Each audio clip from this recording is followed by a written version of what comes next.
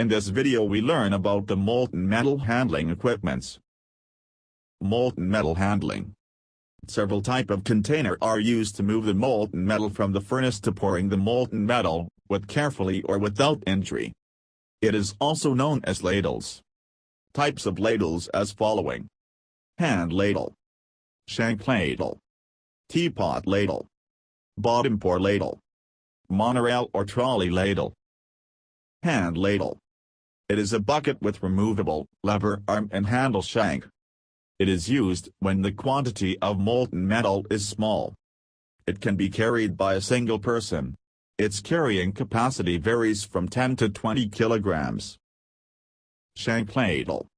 A shank or bowl ladle is carried by two persons and used for a medium capacity of molten metal.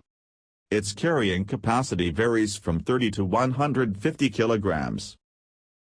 Teapot ladle. Teapot ladle is used for small and medium-sized mold. Teapot ladle allows the molten metal to be taken out from the bottom opening provided. The bottom opening is advantageous as it does not disturb the slag floats on top. Bottom pour ladle. Bottom pour ladle is used for top run or direct pour into the mold. The molten metal is poured through the bottom hole, which is operated by a graphite stopper and lever. Slag, being lighter, floats at the top of the molten metal and pure metal is poured into the mold. It is also known as self-cleaning ladle. Monorail or trolley ladle.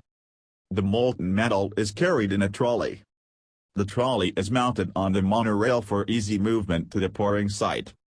The molten metal is poured through a lever provided with crucible.